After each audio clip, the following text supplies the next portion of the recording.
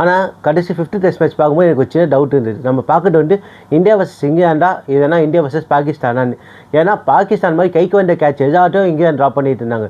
4 கேட்சை drop பண்ணாங்க. அதுவும் 20 ஓவர்ஸ்க்குரிய, அதுவும் 4மே important batsman, including Jaiswal and Akashdeep. இந்த 4 கேட்சஸும் அவங்க பிடிச்சி போட்டிருந்தாலே இந்தியாவோட ஸ்கோர் 200 பிலோ வந்திருக்கும், ஈஸியாக ஜெயிச்சிருக்கேன். ஆனால் அவங்க விட்ட கேட்ச் ஏதாட்டும் இந்தியா வந்து கேபிட்டலைஸ் பண்ணாங்க. ஆனால் நல்லா ஆடினாங்கன்னு சொல்ல முடியும். ஏன்னா இது 4மே ஈஸி கேட்சஸை ட்ராப் பண்ணாங்க. இன்கேஸ் இதுவே வந்து ஒரு ஆஸ்திரேலியாவோ ஒரு நியூசிலாண்டோ இருந்தால் ரிசல்ட் வேறுவா மாதிரி இருக்கும், ஈஸியாக ஆடிட்டு போயிருப்பாங்க.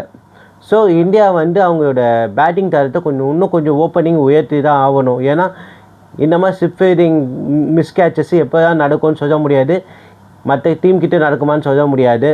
இப்போ இருக்கிற இங்கிலாந்து கொஞ்சம் வீக்காக இருக்கிறதுனால இது நடக்கலாம். ஆனால் இந்தியா அவங்களோட பேட்டிங்கை உயர்த்தியே ஆகணும். நான் சொன்ன கரெக்டான கமெண்ட்ஸ்